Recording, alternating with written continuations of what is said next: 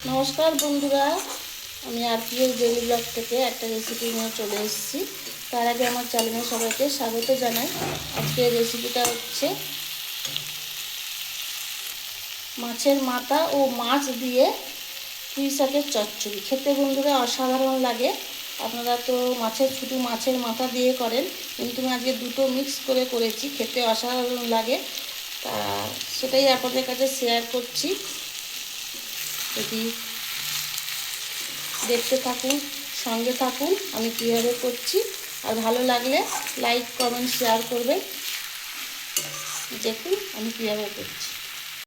দেখুন বন্ধুরা, আমি পুঁই শাকের রেসিপিটা করার জন্য ওই পুঁই শাকটা ভালো করে ধুয়ে কেটে নিয়েছি। পাতা পুঁই শাক সবই কেটে নিয়েছি। আর যে ডাঁটাগুলো মোটা একটু মাঝখান দিয়ে চিড়ে নিয়েছি।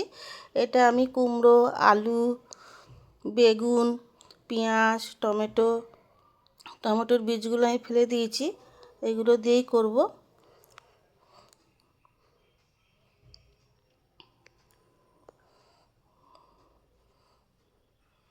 আমি কড়া কাজে চলে আসছি। কড়াই আমি মাছ আর মাছের মাথাটা দিয়ে দিয়েছি। যেহেতু আমি মাথা আর মাছ দুটো দিয়েই করব, তাই জন্য মাছটা আর মাথাটা দুটোই একসাথে ভেজে নিচ্ছি। একটু লাল লাল করে ভেজে নেব।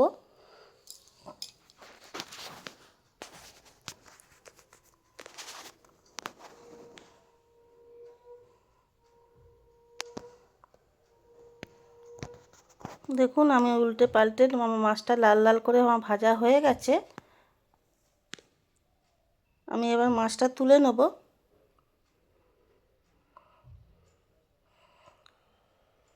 ওই তেলের মধ্যেই আমি লঙ্কা ফোড়ন দিয়ে দিলাম। লঙ্কাটা একটু ভেজে নিচ্ছি। আমি কিন্তু লঙ্কা একটু চিড়ে দিই যাতে ফেটে চোখে মুখে না লাগে। আর একটু পাঁচফোড়ন দিয়ে দিলাম। পাঁচফোড়ন আর লঙ্কাটা ভালো করে একটু ভেজে নেবো যতক্ষণ না একটু গন্ধ ওঠে। দেখুন আমি ভালো করে ভেজে নিচ্ছি।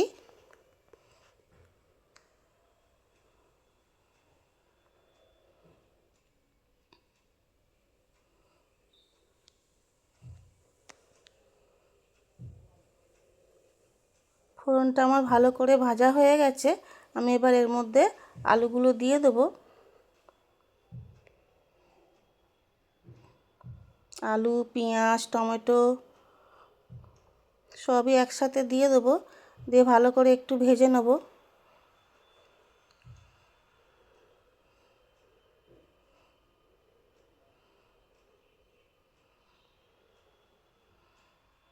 দেখুন আমি ভালো করে খুন্তি দিয়ে নেড়ে দিচ্ছি। দিয়ে ভালো করে লাল লাল করে একটু ভেজে নেব। এবার আমি এর মধ্যে কুমড়োটা দিয়ে দেবো।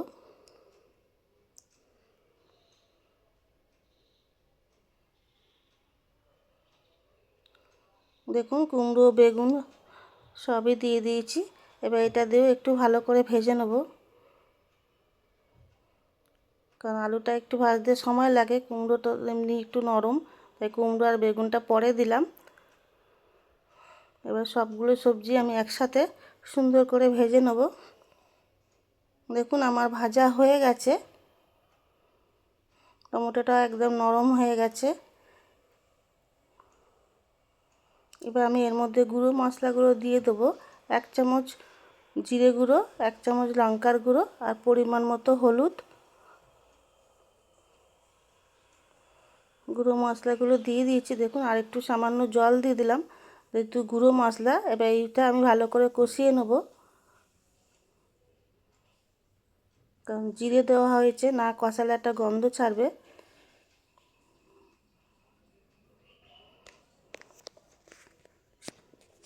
বন্ধুরা আপনারা তো মাছের মাথা দিয়ে করে খান, একবার এই মাছ আর মাছের দিয়ে করে খেয়ে দেখবেন, দারুণ দুর্দান্ত লাগে গরম ভাতে। আমি এবার মাছের মাথাটা যে ভেজে রেখেছিলাম সেটা দিয়ে দিলাম এবং খুন্তির সাহায্যে একটু ভেঙে দিচ্ছি।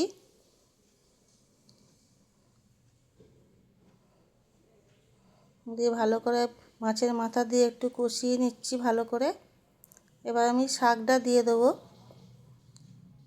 পুঁই শাকটা যে কেটে রেখেছিলাম, ধুয়ে রেখেছিলাম, সেই শাকটা দিয়ে দিলাম। দিয়ে খানিকক্ষণ নাড়িয়ে আমি কিছুক্ষণের জন্য একটু চাপা দিয়ে দেবো।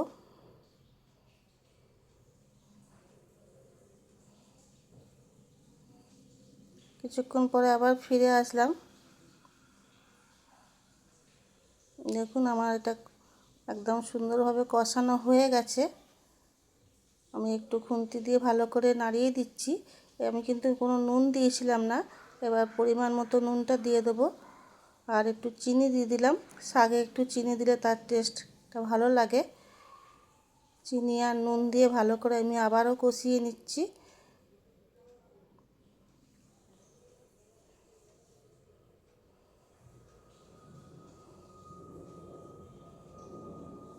আমি এবার জল দিয়ে দিলাম এটা সেদ্ধ হওয়ার জন্য,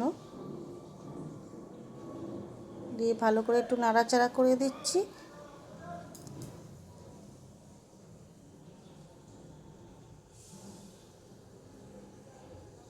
আমি আবারও চাপা দিয়ে দেবো।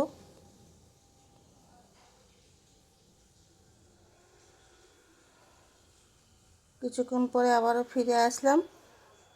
দেখুন আমার এগুলো কিন্তু সবই সেদ্ধ হয়ে গেছে। আমি একটু নাড়াচাড়া করে দিচ্ছি। ডাঁটা আলু সবই সেদ্ধ হয়ে গেছে।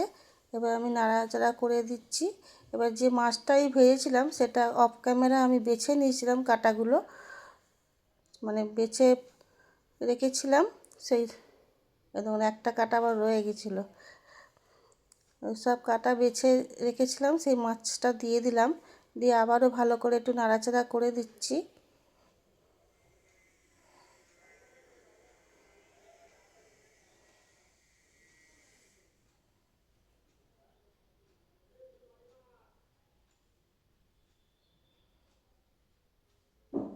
দেখুন এটা আমার একদম শুকনো শুকনো হয়ে গেছে, রেডি হয়ে গেছে। আমি এবার বাটিতে সার্ভ করে দেবো। দেখুন আমার মাছের মাথা ও মাছ দিয়ে পুঁই শাকটা পুরো রেডি হয়ে গেছে। গরম ভাতে অসাধারণ লাগে। কোনো নতুন বন্ধু যদি রেসিপিটা ভালো লেগে থাকে তাহলে আমার চ্যানেলটা সাবস্ক্রাইব করে পাশে অল বাটনটা প্রেস করে রাখবেন। আর পুরনো বন্ধুদের অনেক অনেক ভালোবাসা। নতুন বন্ধু কোনো ভিজিট করে এলে তাদেরও অনেক অনেক ভালোবাসা জানিয়ে আজকে আমি রেসিপির ভিডিওটা এখানেই শেষ করছি। আজকের মতো আসি, টাটা, বাই। আবারও চলে আসবো নতুন একটা ভিডিও নিয়ে।